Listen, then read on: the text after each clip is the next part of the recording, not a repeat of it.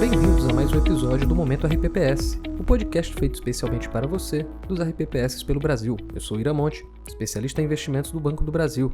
E nesse episódio de 2 de dezembro de 2024, vamos falar sobre os principais pontos que foram destaque na semana passada no Brasil e no mundo.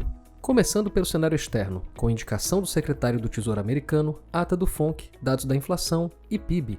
A ata da última reunião do FONC, realizada logo após as eleições, reforçou que a economia americana continua resiliente. Apesar da queda significativa da inflação, ela ainda está alta, enquanto o mercado de trabalho mostra sinais de equilíbrio. No cenário político dos Estados Unidos, as nomeações do presidente eleito Donald Trump ganharam destaque. A escolha de Scott Bessent como secretário do Tesouro foi bem recebida pelos mercados. Além disso, Kevin Hassett foi indicado para liderar o Conselho Econômico Nacional, peça-chave nos planos de corte de impostos, e Jamieson Greer será o presidente comercial ligado à política tarifária de Trump. Nos dados econômicos, a segunda leitura do PIB do terceiro trimestre mostrou um crescimento sólido, de 2,8%, impulsionado pelo consumo das famílias e investimentos empresariais. Já o índice PCI, principal medida de inflação do Fed, apontou aceleração, reforçando que cortes nas taxas de juros só devem vir se o mercado de trabalho se mantiver firme. Na Europa, a inflação da zona do euro subiu para 2,3% em novembro, superando os 2% de outubro, enquanto na Alemanha ficou em 2,4%, abaixo das expectativas. François Villeroy, do Banco Central Europeu, comentou que não há necessidade de medidas restritivas e que até cortes nos juros podem ser considerados para estimular o crescimento. Já na China, o PMI industrial Caixin veio em 51,5, acima da expectativa de 50,6. Por fim, no campo geopolítico, Israel e o Hezbollah fecharam um acordo de cessar-fogo de 60 dias. E para os próximos dias, o que temos na agenda? Nesta semana, a atenção vai estar voltada para os dados do mercado de trabalho nos Estados Unidos, os PMIs industriais e de serviços, além dos discursos dos dirigentes do Fed. Começando na terça, sai o relatório JOLTS de outubro, que pode mostrar uma recuperação nas contratações.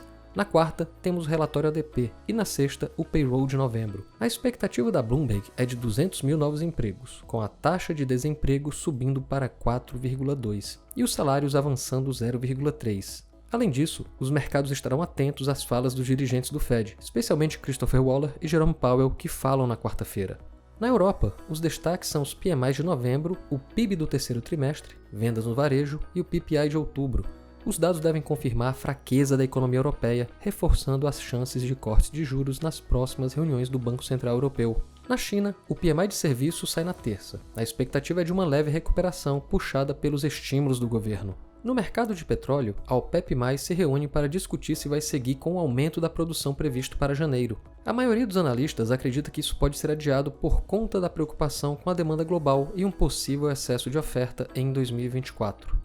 Com o mercado de trabalho nos Estados Unidos dando sinais de recuperação e sem grandes surpresas nos discursos do Fed, os ativos parecem já estar bem precificados. A expectativa é de queda nos yields dos treasuries, enquanto a resiliência da economia americana deve fortalecer as bolsas e o dólar, especialmente com os dados fracos na Europa pressionando o euro. E no Brasil, como foi a semana? O ministro da Fazenda, Fernando Haddad, apresentou o pacote que deve economizar 71,9 bilhões nos próximos 2 anos. Entre as mudanças propostas estão ajustes em temas como salário mínimo, abono salarial, Bolsa Família, benefício de prestação continuada, supersalários, militares, emendas parlamentares, Fundeb e Vale Gás. Haddad também afirmou que a reforma do imposto de renda será neutra para as receitas e pode entrar em vigor em 2026, com qualquer aumento na faixa de isenção sendo compensado por outras medidas. Segundo a imprensa, os líderes da Câmara e do Senado reforçaram que a liberação do pagamento das emendas parlamentares é crucial para aprovar o pacote fiscal. Ontem, o Congresso pediu ao ministro do STF, Flávio Dino, que autorize a liberação dessas emendas, bloqueadas desde agosto.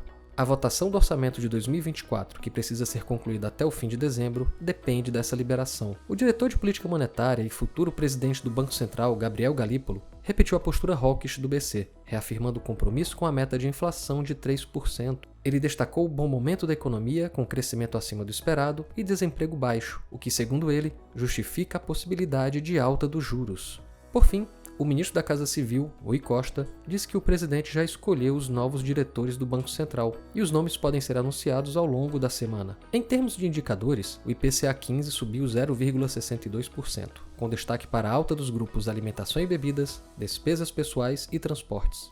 O IGPM avançou 1,3%, desacelerando em relação a outubro, quando registrou alta de 1,52%. O CAGED apontou criação de 137 mil empregos formais e a PNAD contínua apontou taxa de desocupação em 6,2% em outubro, menor nível da série histórica. E qual a agenda para essa semana no Brasil? Haverá divulgação do PIB do terceiro trimestre. Nossa expectativa é de avanço de 0,9%. Pela ótica da oferta, crescimento da indústria e serviços e retração da agropecuária. Pela visão da demanda, consumo e investimentos seguem em trajetória ascendente. Teremos também GPDI para o mês de novembro, cuja expectativa é de avanço de 1,34%, com avanço mais intenso esperado para os preços ao produto agropecuário, com aceleração das cotações internas de bovinos e do café. Espera-se desaceleração de preços ao produtor industrial e ao consumidor.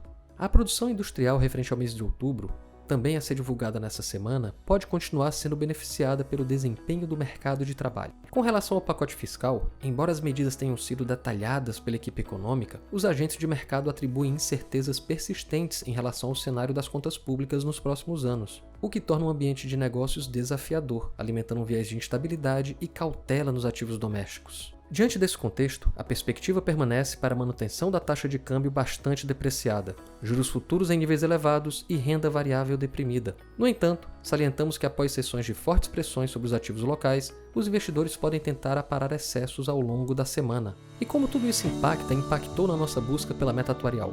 Com a contínua expectativa de alta da Selic e sua manutenção em patamares elevados ao longo do próximo ano, as estratégias de CDI de crédito privado CDI se mantêm altamente atrativas e serão importantes aliadas para o atingimento da meta atuarial ao longo de 2025. Seguimos destacando o fundo BB referenciado DI Perfil no artigo 73A e o JGP Equilíbrio 30 com enquadramento no artigo 75B. Reforçamos também os fundos de vértice, que atingiram patamares superiores a IPCA mais 7% ao ano, o que também reflete grande oportunidade no mercado de renda fixa doméstica com total alinhamento à meta atuarial.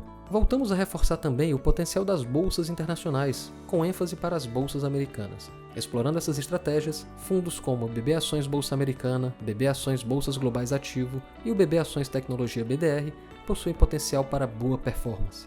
Vale lembrar que os fundos possuem proteção cambial. E aí?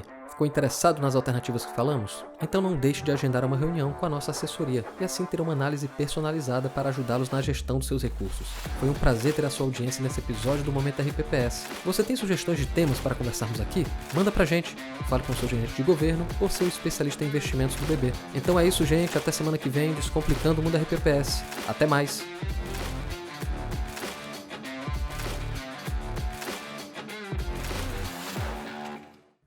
Conforme padrões da Anbima e aderentes às resoluções da CVM, seguem avisos obrigatórios antes da decisão de investimentos. Leia o prospecto e regulamento dos fundos antes de investir. Rentabilidade passada não representa garantia de rentabilidade futura. Fundos de investimento não contam com cobertura do FGC, Fundo Garantidor de Crédito, do gestor ou administrador.